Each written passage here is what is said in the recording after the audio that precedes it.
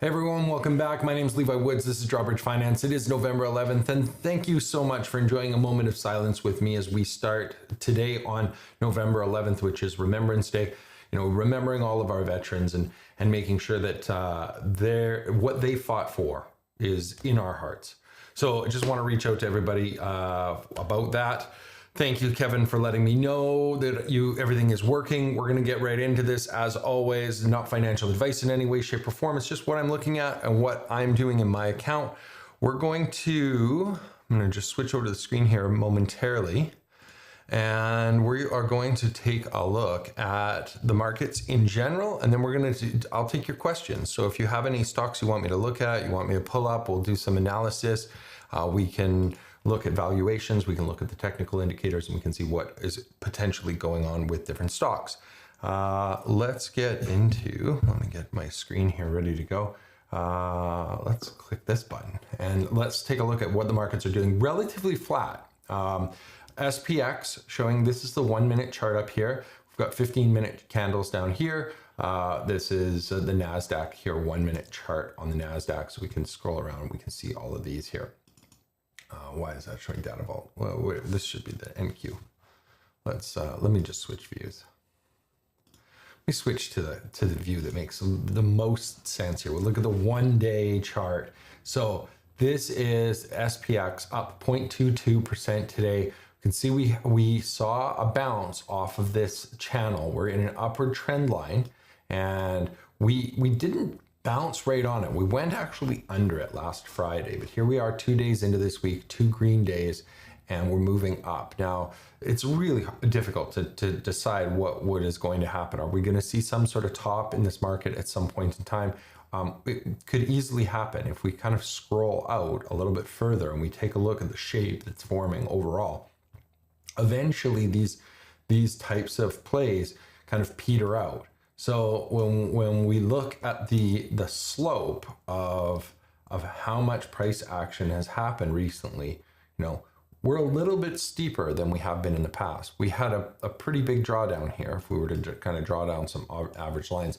But if you'll note, this trend line is a little bit more aggressive than typical. So, this makes me a little bit concerned, but at the same time, I think that most of the economic data is well known to everybody. We kind of know what's going on. There's lots of earnings reports coming out with profitable companies. So everything just kind of keeps continuing to go up. And I'm going to kind of ride that trend until we see a reversal in this. So I know there's people calling for a massive crash and we could see a breakdown, but as of right now, I don't see anything that is abnormal that could be causing a breakdown. And of course, that could happen at any time.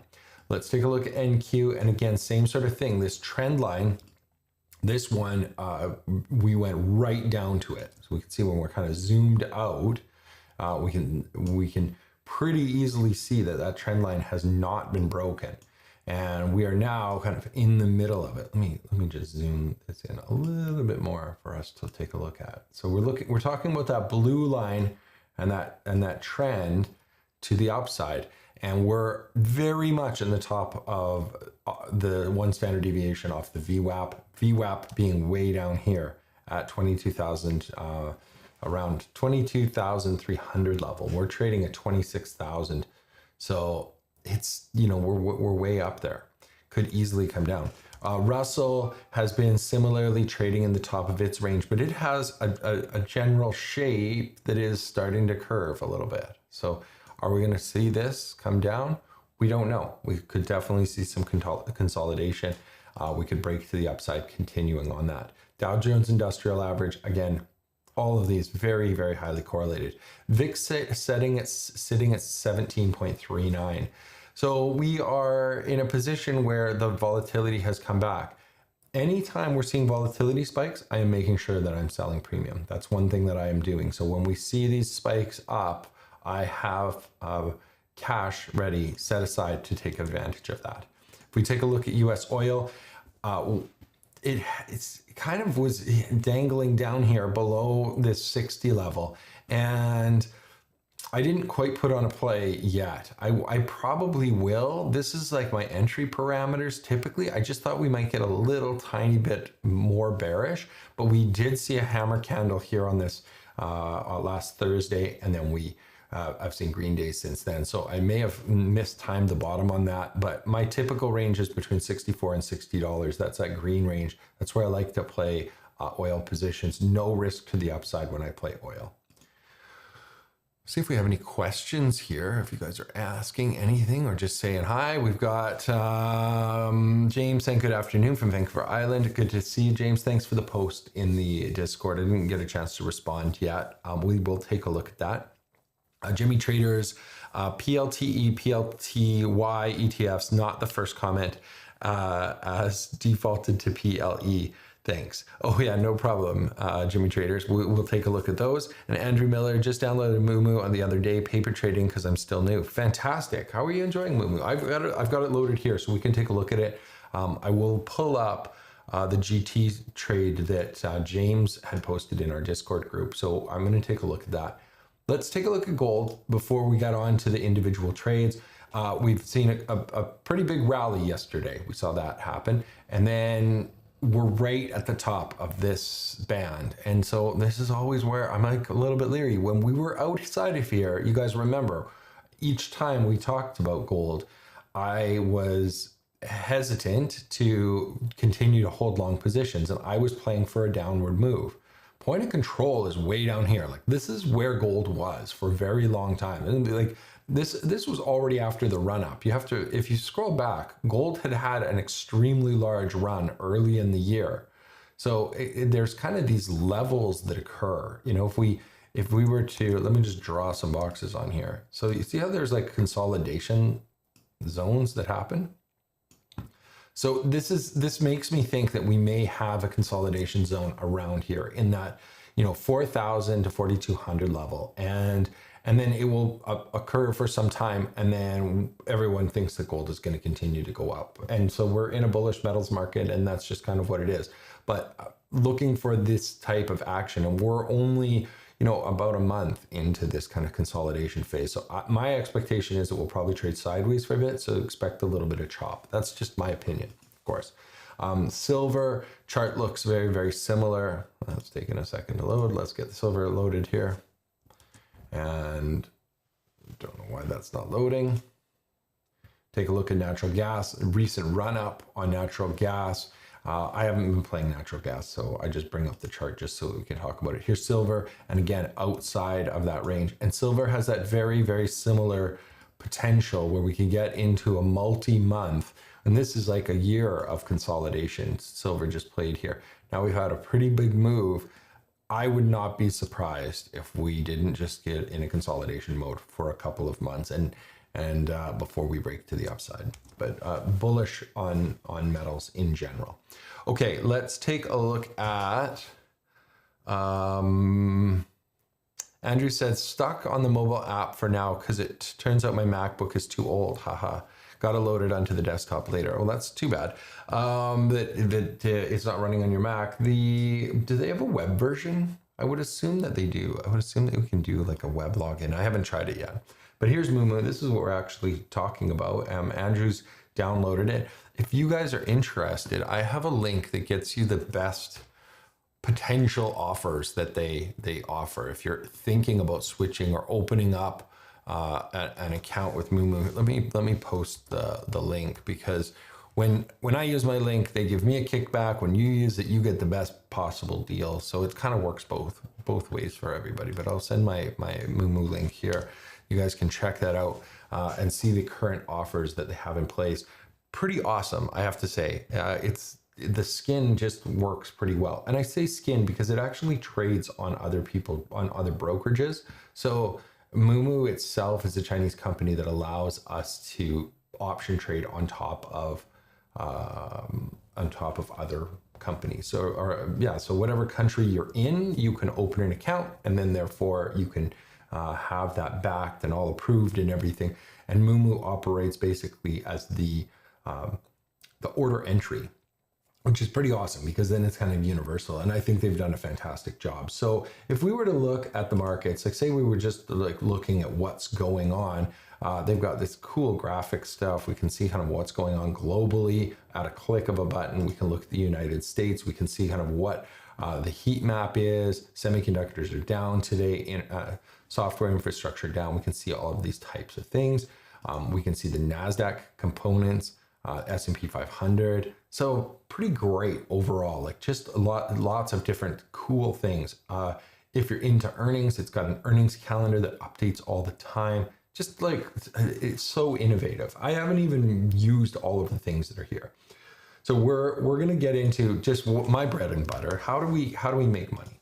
Let's look at Goodyear. James had posted about a potential option trade, and what he was looking at was a bullish trade, a bullish to neutral trade for the December cycle. So 38 days away, short put.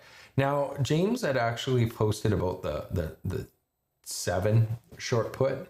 I might be inclined to take a slightly more aggressive trade on this. And the reason being, I would get more premium for it. When I collect, like if we take a look at this profit profile, the potential profit on this max profit is $72 if the stock was to go up, if GT was to go above $8. Now, I know there's some people that are reluctant to sell in the money short put, but you have to remember that this is the same as selling a covered call. It's the same profit profile. So if we were to do a covered call, long GT and short the 8 call, you can see the profit profile is identical. The return on risk, potential return on risk, is 10% return. Probability of profit is 56%, which gives you an increased probability rather than just owning the shares, which only has a 50% probability of profit. And max loss is $727. Now, the short put requires a little less capital. So if you can do that, then the short put is a little bit simpler trade because it's only one piece, one short 8 put compared to long GT stock and short the 8 call. But these are identical trades. So something to consider.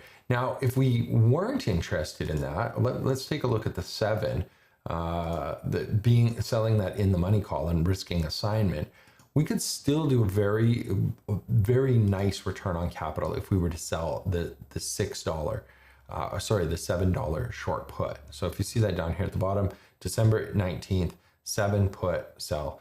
Now, the issue with this is the max profit right here. We've got a higher probability of profit, 72% chance of making more money, but the max profit is $22.50. The max loss is $6.75.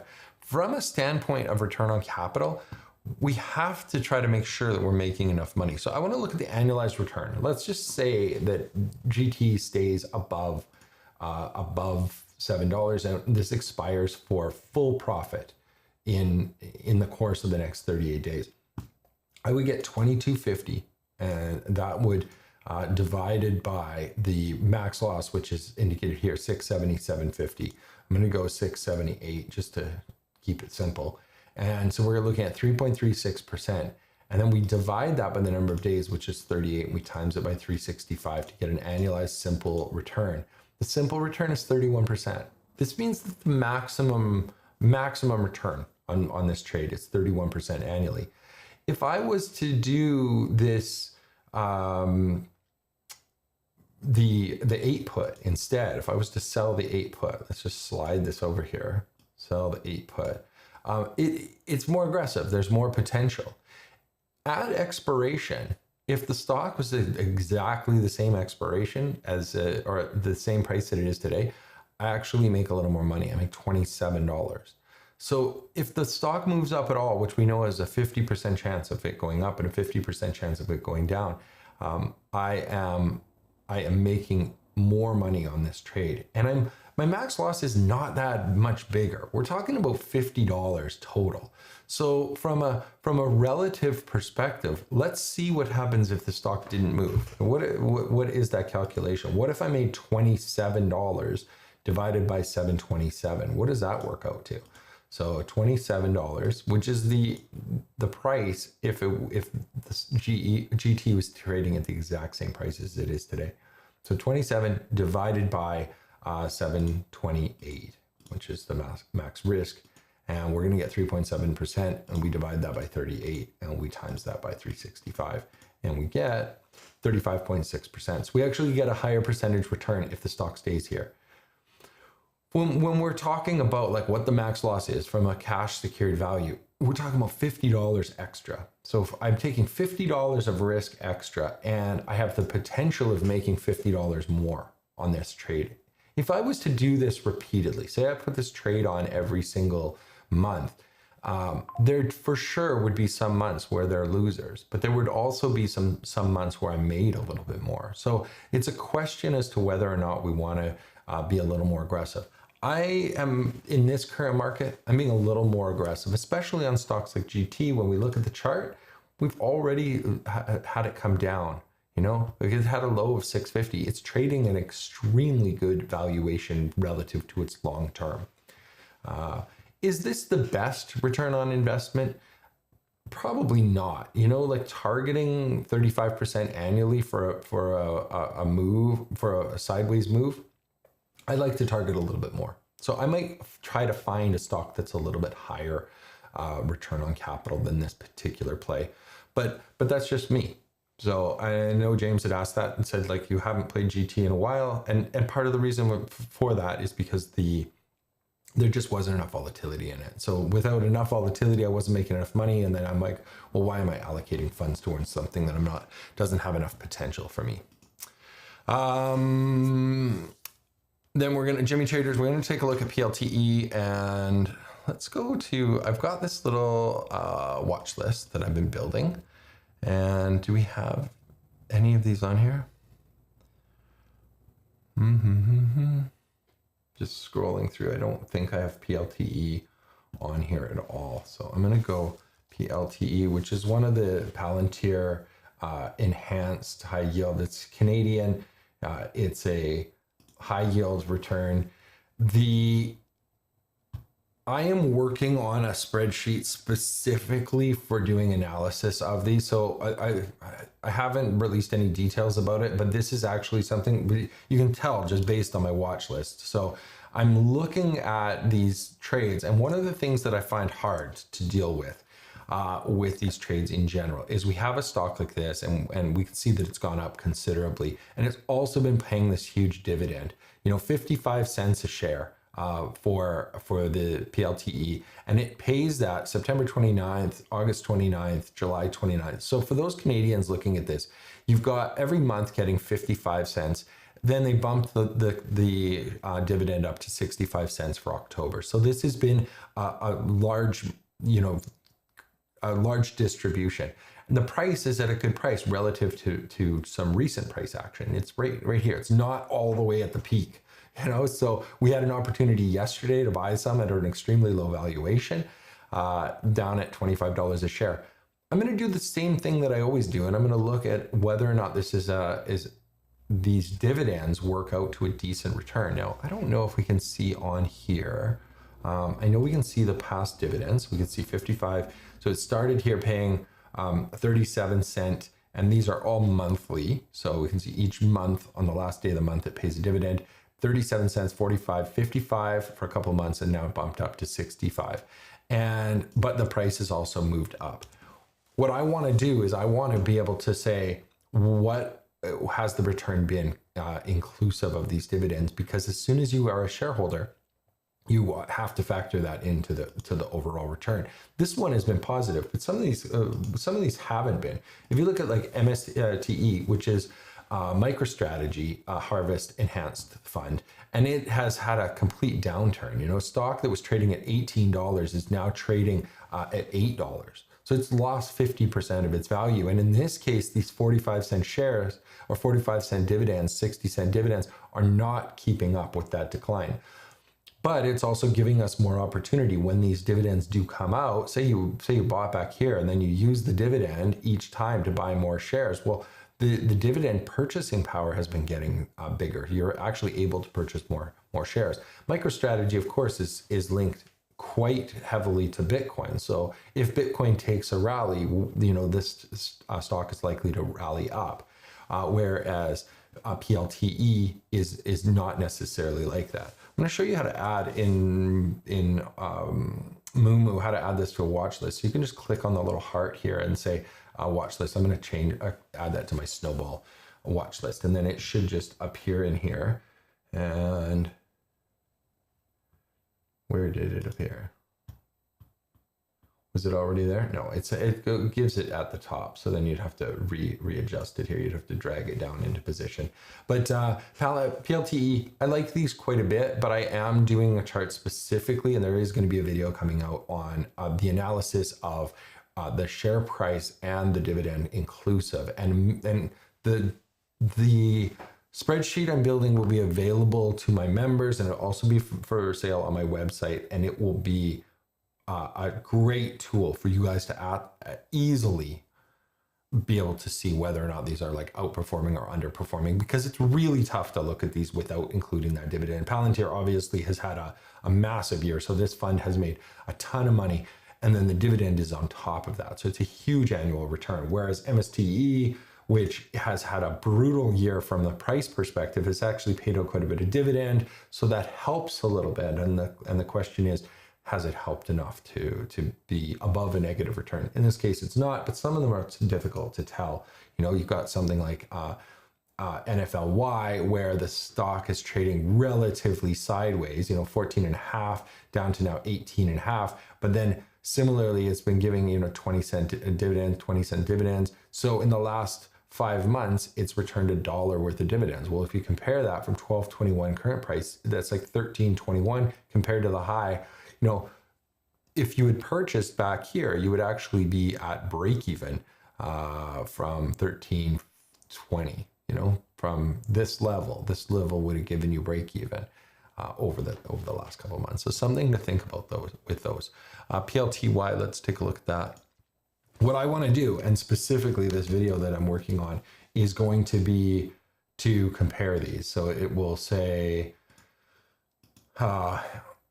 I've got multiples of these. I've got PLTE and I've got PLTY, and which one is better, and how do we compare those? What has the performance been? And it will be able to at least give us an annualized return of the price action, because you can see, even though these are the same underlying, today's price action is slightly different. Yield max lost 1.12%, whereas the harvest one lost 1.39%. So this is a quite a variance. And if we saw that all the time, if we looked at like MSTY, same sort of thing. The harvest portfolio lost more than Misty, which is the other harvest. So one is the enhanced, one is not. So which are better? And it is difficult to do it. Even programming the sheet that I've built, I've spent the last 2 weekends working on it. It has been an incredibly difficult thing to kind of wrap my head around how to make it so that we can use it as a tool. It's easy to go back and look at the dividends and add those up. But what I want to do is be able to side-by-side compare, or, side-by-side compare. Andrew says it's relatively easy to use. I just don't figure out how to close a position in time. So it ended up just purchasing the stock all paper trade instead of just getting the profit. Oh, were you like on a short put? Yeah, so I can show you. Do I have any positions? I've got some not graded positions. We'll take a look at that right now. Look at the securities in here. If I wanted to, this is a relatively small account, but say I wanted to close one of these, I would just right click on this. I could just hit trade, actually the trade button here, and it pops up a little window.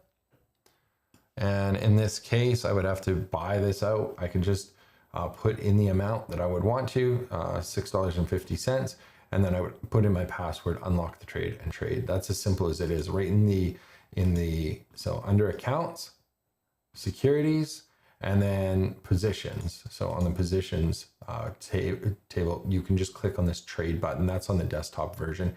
It's pretty similar on the app, but the same sort of thing. There's a quick trade, KGC. I bought a couple of trades. I've got what could I do? I could sell these, and I can pick everything like limit price, the price, the quantity that I'm trying to sell, and yeah, that's it. Is this set up for buying? Yeah.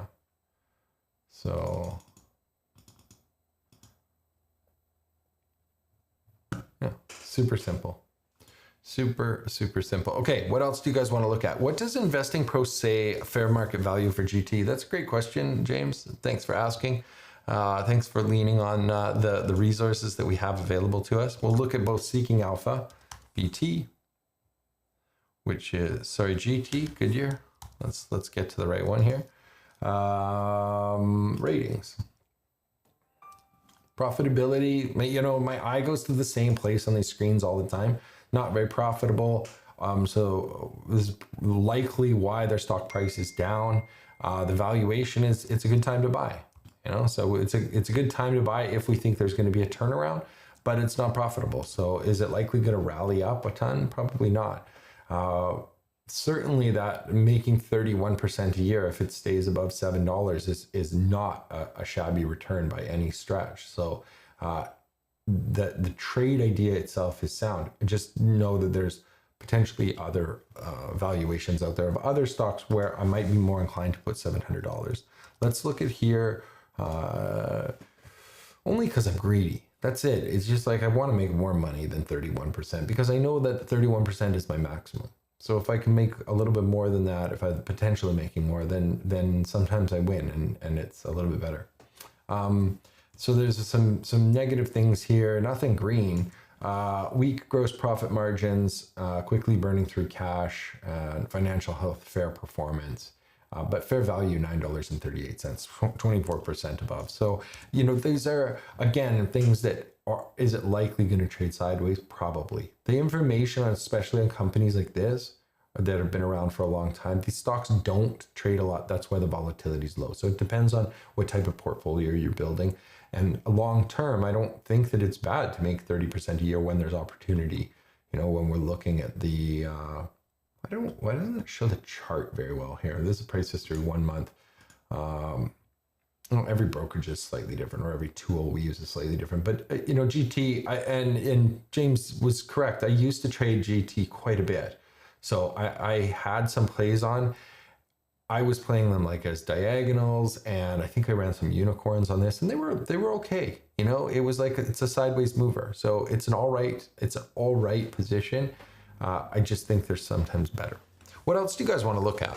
It's 11:32, so I'm getting other dings on my phone, but that's unrelated to this stream, so I'll ignore that for the minute. Is there any other companies you want to just look up? Like, I can give you an example of what the kind of the power of Investing Pro and Seeking Alpha. I mean, these are great resources. So if you're looking for those types of things, I have I'm going to put some discount codes in here, and I'll put them right in the chat if you guys are interested in checking these out.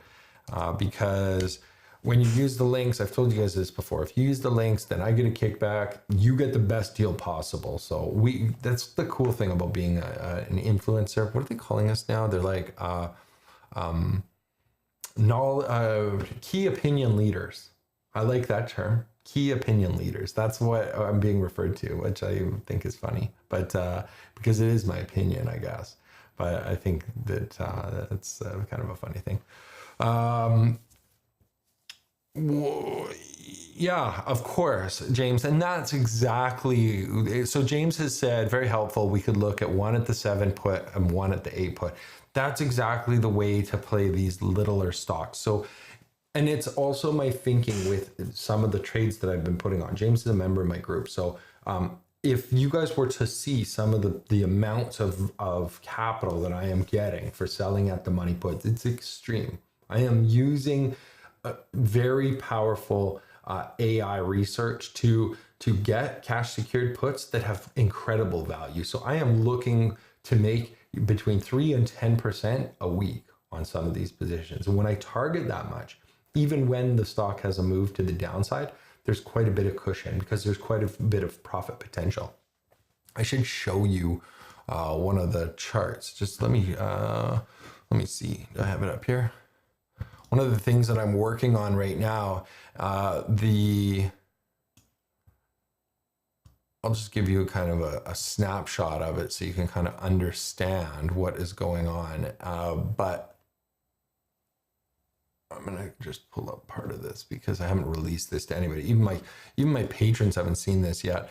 But what's happening is I'm building out the options journal in a much more robust way, and it's pretty cool. And so some of the stuff that I'm working on right now is, so here's a little screenshot from the top of it. So basically looking at how many transactions can we put on, and then open trades that are above the break even. So we have a list. Like right now I have short puts. I have 30 short puts open that are all cash secured, and 80% of them are above the break even, which is much more important than in the money. So if you look at this, it also shows you how many of those 30 are in the money. So 36% of them are in the money, but 80% of them are profitable. That's based on the current share price relative to the break even. And you can see what kind of analysis. So let's just take a look at like Piton here. You can see Piton November 7th, this one expired last week, so it's already done, but the stock closed at 693. So it was 7 cents below the strike, which was 7. This was the 7 put. And the break even on the trade was 677 or $6.67. Now this is because I collected 35 cents. You'll see that the opening date was November 3rd. So when I look at this, the total risk on this trade, this is similar to that GT trade. It's $700 of potential share purchases, but the break even was 667. And this is for a 4-day trade. This is not for a 38-day trade. So from an annual standpoint, these are massive. The stock dropped and it closed at 693, but I was still able to get out of this at a profit because I closed it for a small debit. And I can't remember what was the total return on this, on that particular trade. The total return was, I did 3 contracts, and my total return was $55.81. I actually don't have it broken out per contract. Maybe I should do that. But it was a return on risk of 2.79%. And that was in 4 days. So I don't even have the annualized return on that, but it's massive. You know, when you can make 2.79% in 4 days, with an average of 55.81. So including fees, I did an average of $18.60 per contract. And it's a great little way to trade. So that's one of the things that I'm building out. I was building it just minutes before I started the stream, but looking at how many the in the money puts are, and then I'm going to have this little summary so that each day when I open this chart, even if I have like 100 or 200 individual options open, it will tell me which ones exactly. So in the money options expiring today, you can see there's none showing up, but this is actually going to give me a list right at the top. So I don't even have to scroll down through my journal, and then it will collect all of that data. It'll give me a percentage of in the money options. It'll give me trades above the break even. It tells me how many active trades there are, how many closed trades, how many dividends I've collected. It shows that I have a stock trade in place. So I have 1 stock trade, 59 puts. Yeah, it's going to show everything. And then it's going to show average return. So it'll have a CAGR, average return on risk, and then average loss based on risk. And then, yeah, automatically calculates break evens, all that stuff. It's pretty cool. The options journal is already powerful. I already sell it. And of course, any updates that I'm doing, these types of updates, always go out to you guys for free. So if you don't have it and you're thinking about trying to play around with it, you can go over to my website. You can check it out. I haven't released this new update yet. It will be coming here probably within the next month. And of course, all those upgrades are free. So if you guys check that out, if you're not tracking your options trades, or if you're finding that you're having a hard time, like when I do multiple platforms, I've got Moomoo, I've got Interactive Brokers, I trade with CIBC, we've got some trades in RBC. There's trades all over the place. And when there's trades all over the place, I need a place where I can just like look and say, what's expiring today? What do I need to look at? And I can just zip over, deal with those. Bond fund outlook, good idea, bad idea. I'm long. I want to be long bonds right now. What do I have from bonds? I have a little note here somewhere. I barely ever play bonds, but I bought some recently. TMF, does that sound right? Now I'm confusing myself. Let me look up. What do you guys like to play for bonds? TMF, is that the bond one? Yeah, this is the one. I have a position on, but I put it on in October. So should I be adding to it? Probably.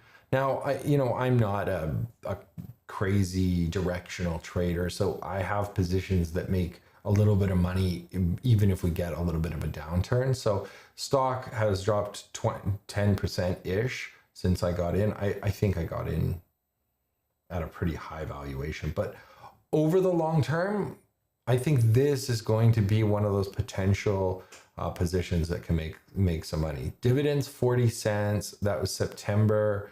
Then in June and in March. So we've got a quarterly dividend of around 35 cents. And then I'm looking for price appreciation. And this is a 2x bullish position. So if we look at this, it's a direction 20-year bond, treasury bill, 3x ETF.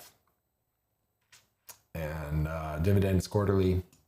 Yeah, I have a long options position on this, not collecting the dividend.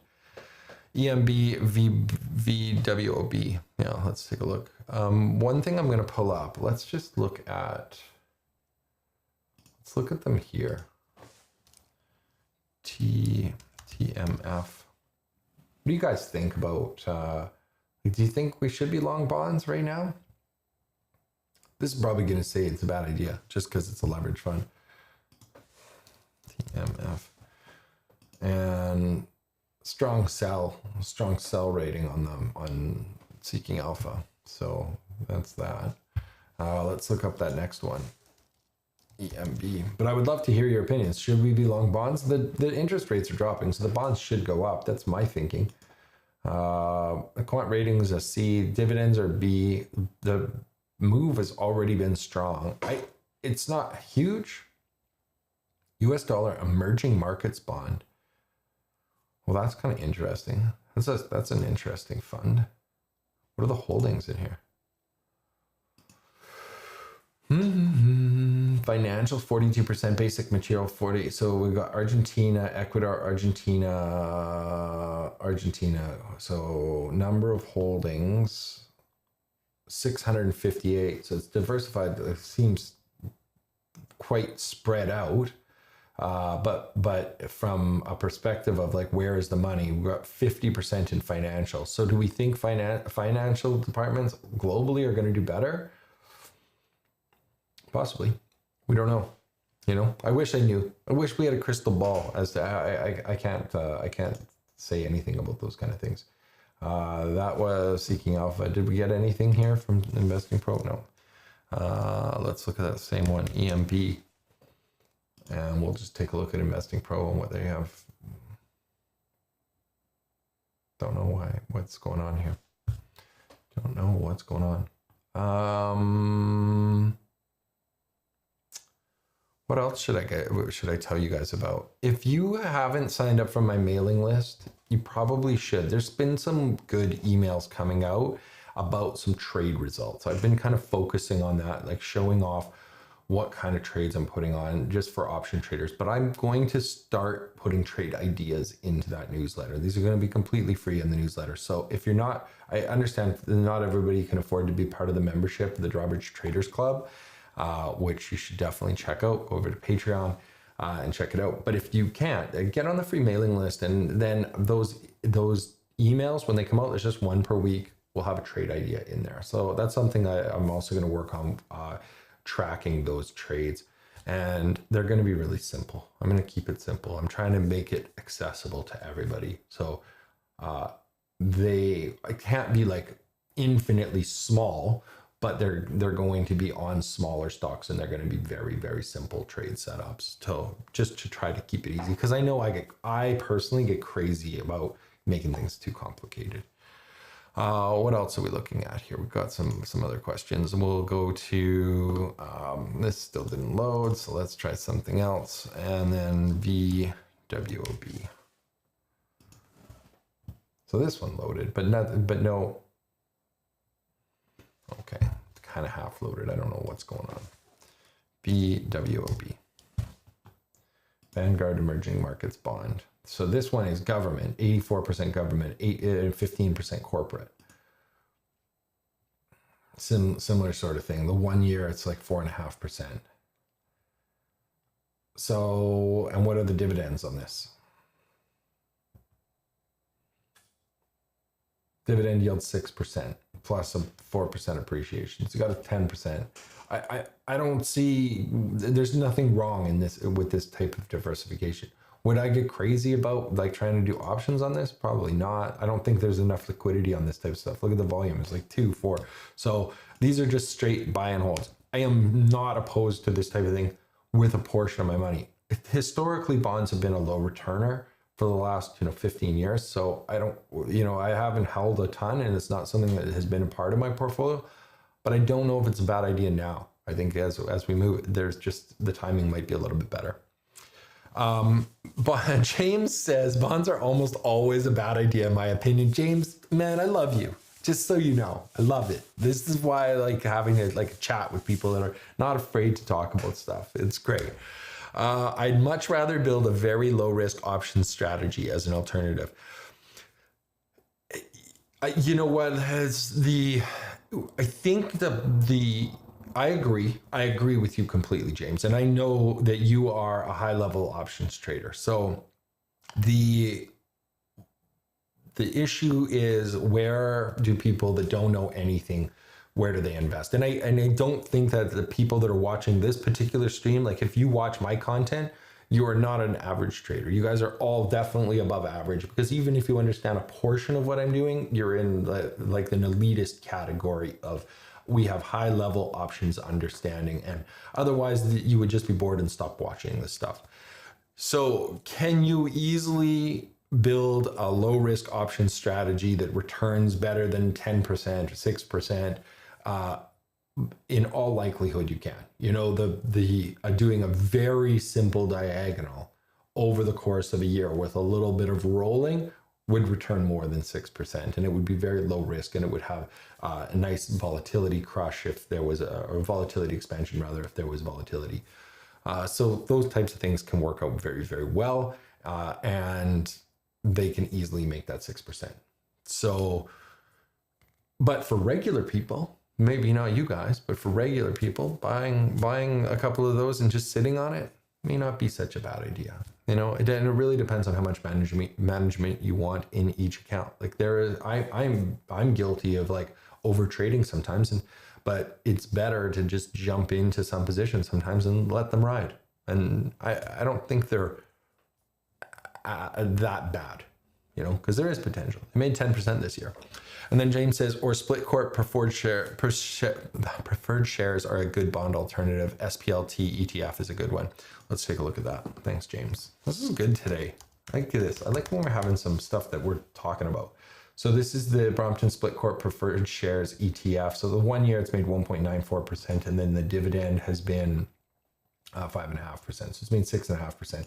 And it's like similar type of thing. You're getting the yield, 5.5% yield out of it is what is kind of what is happening. That's what your expectation is.